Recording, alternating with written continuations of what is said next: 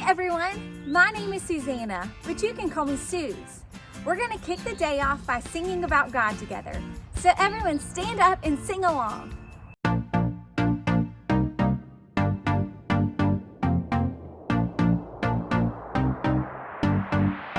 You know when I'm lonely, you know when I'm sad, I know. And you are with me, yeah, you are with me. You know when I'm worried, you know when I'm mad, I know. And then I can trust you, yeah, I can trust you.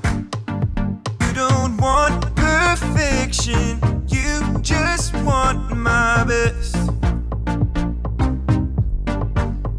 And when my mind is racing, you will give me rest. God is greater, greater than my feelings. He knows everything, He knows everything. God is greater, greater than my feelings. He knows everything, He knows everything.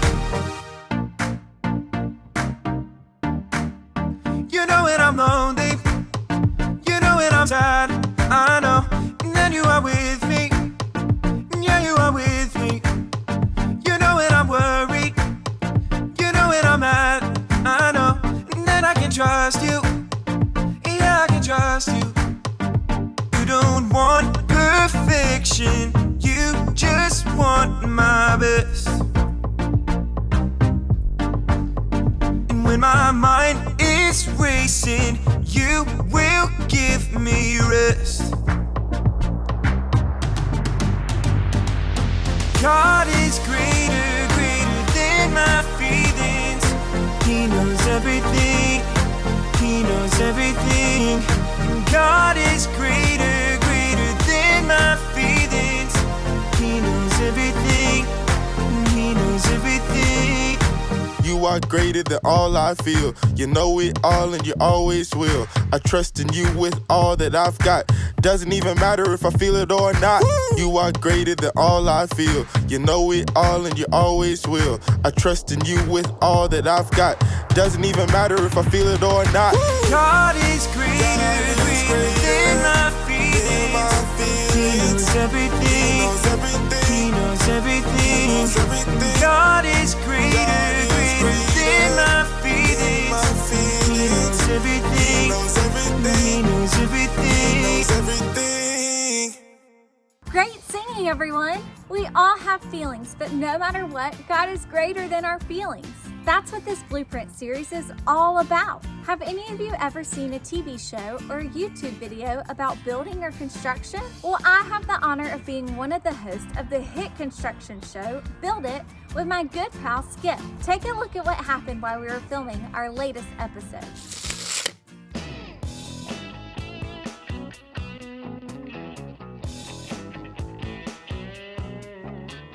Susanna, are you ready to get started on today's project? No time, Skip. You're gonna have to fly solo on this one. I have to get these blueprints to the contractor working on the Joneses' house. Wait, no, Suze, don't leave me. I don't know how to fly solo. I need your help. Okay, maybe I can do this. What is this project anyway? A jelly bean dispenser for Jake Allman. Got it.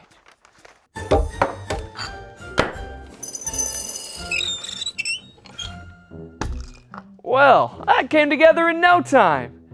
Now, what to do? What to do? What to do? What to do?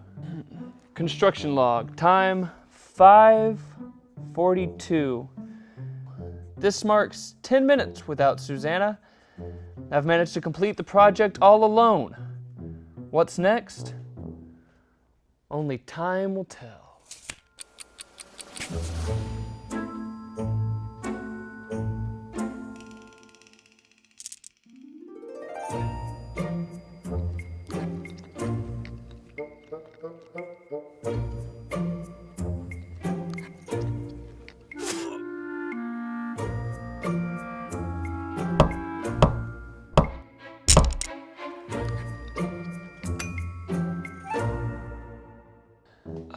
Construction log, time 5:44.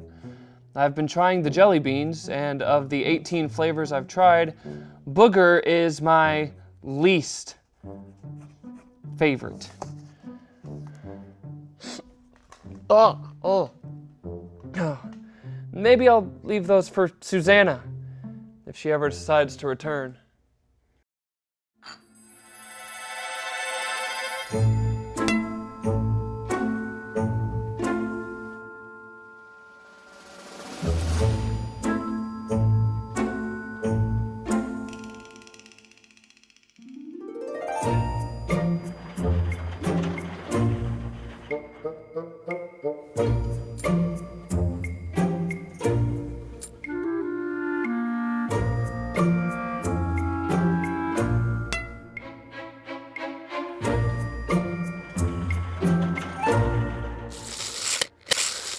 Construction log, time 5:49. Susanna has been gone for a total of 17 minutes. I can feel the loneliness starting to grip at my sad little heart. This is worse than having to eat 1,000,000 booger-flavored jelly beans.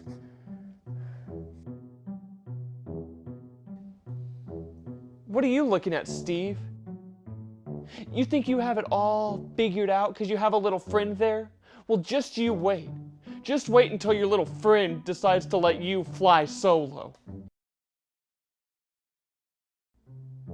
Suit yourself, Steve. I don't need your judgment. Gary will back me up. Isn't that right, Gary? Gary, we talked about this. You're supposed to back me up. John? What did you say, John? Oh, guys, how are we ever going to make it without Susanna? Gary, where are you going? Gary, don't you leave me too! No! Oh man, those are some serious feelings we're dealing with here. I think there's something important we can all learn from that. Whenever we start to feel our emotions building up, we need to deal with how we are feeling. And here are 3 steps into doing just that.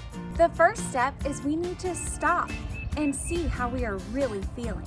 This can be tough, but it's so important because if we're not careful, we can let our emotions get the best of us. If that happens, things can seem worse than they actually are, which can cause us to make decisions that we can't undo. So let's stop right now and talk about the emotions we just saw.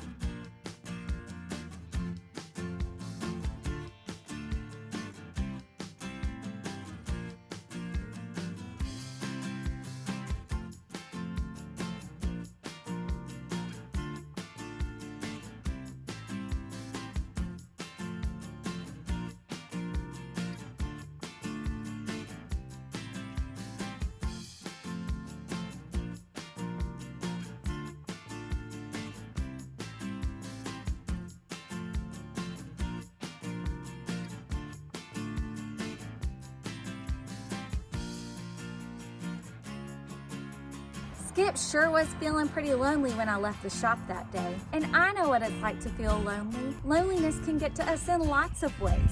Like if someone doesn't want to hang out with us, or if we can't go to school for a while. If we're not careful, we'll start to believe that no one wants to be around us or cares about us. That's when we need to do step 2, which is look at what's really going on.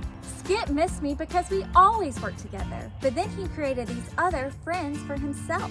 But if Skip would have looked, he would have seen that I left because I had another important project to work on, not because I didn't want to hang out with him or help him. And if Skip would have looked even closer, he would have seen that he's never really alone at all. I know this because of step 3, which brings me to the next part of how we should deal with what we feel. Listening. If Skip would have listened, he would have learned that Jesus is always with him. We've got to listen to God's blueprint for life, the Bible. God gave us the Bible as the blueprint for how we should deal with what we feel. Here, check this out.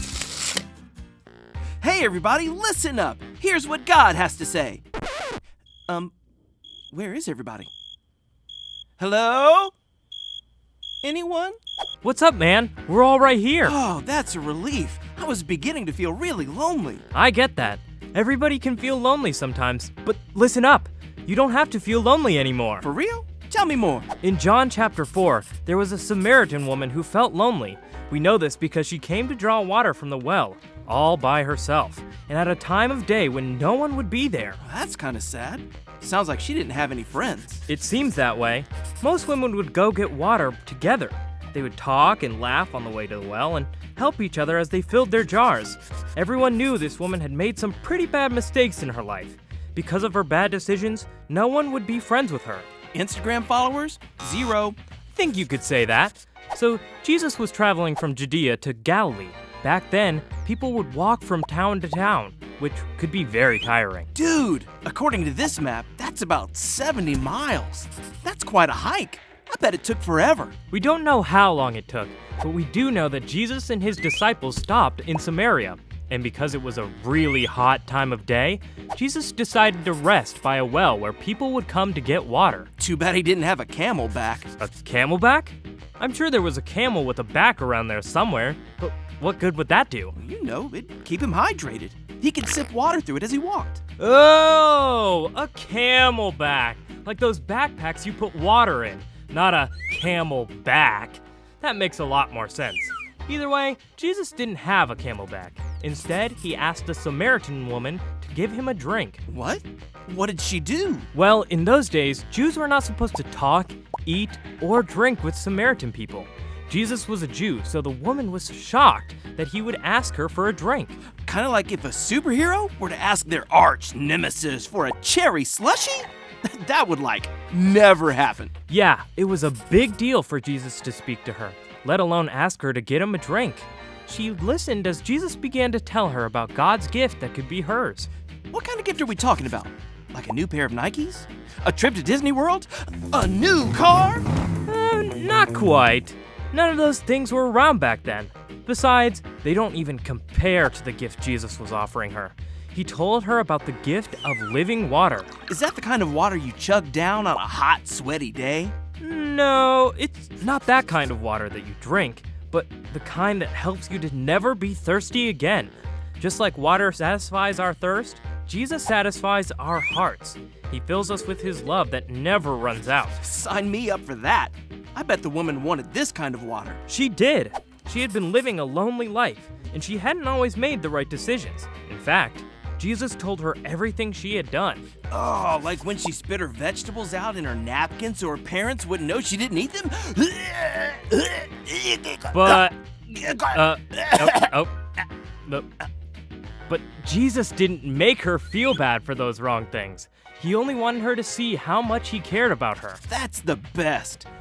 So how did that help her not feel lonely anymore? Well, when we decide to follow Jesus, it's like taking a sip of living water. Jesus fills our hearts up with his love. From then on, he is always with us, and there is never a reason to feel all alone. So, even when I'm by myself in my room, Jesus is with me? Yep. What about when I'm with a lot of people and I don't know who they are, and I still feel alone? Jesus is with me then, too? Even then, Jesus loves you, and he loves me. When I feel lonely, Jesus is with me. The woman at the well was lonely, and one of the lies she probably believed was that no one understood her or cared about her. But Jesus came alongside her. He showed her that he loved her, and if she would follow him, she would never be alone again. That wasn't just true for the woman at the well. That's true for you and me today. The next time we're missing our friends or wondering if anyone cares about us, we can stop, look, and listen to the truth of God's word. And then we'll remember that Jesus is always with us. And that's what we need to know today. Everyone say it with me. When I feel lonely, Jesus is with me. That's it. You can deal with how you feel when you stop, look, and listen. Now we're gonna play a game called Spot It. 2 cards will appear on your screen, and your job is to spot the object that appears on both of the cards as quickly as possible. You'll have 10 seconds before the cards disappear, so try to spot it fast. On your mark, get set, go!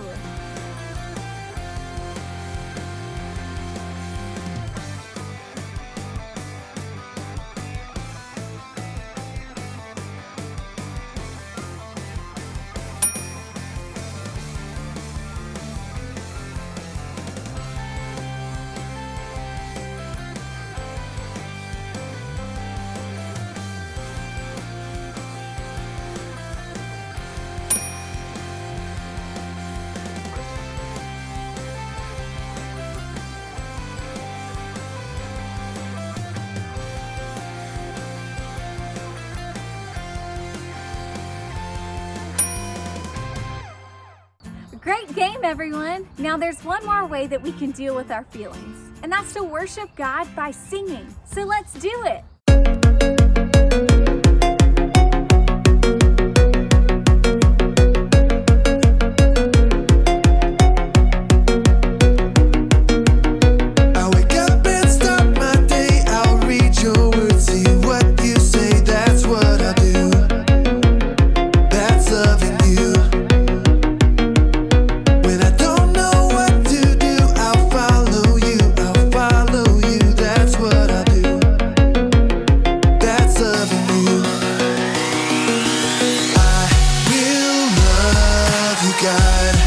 With all my heart and soul, with all my mind and strength,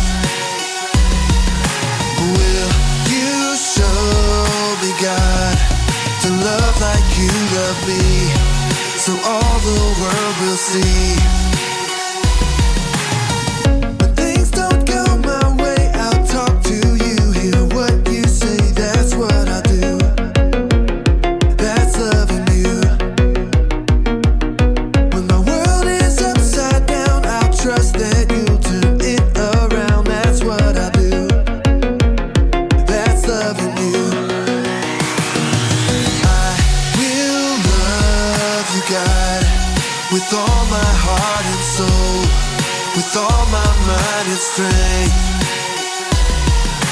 Will you show me, God, to love like you love me, so all the world will see. Will love you, God, with all my heart and soul, with all my mind and strength. Will you show me, God, to love like you love me, so all the world will see.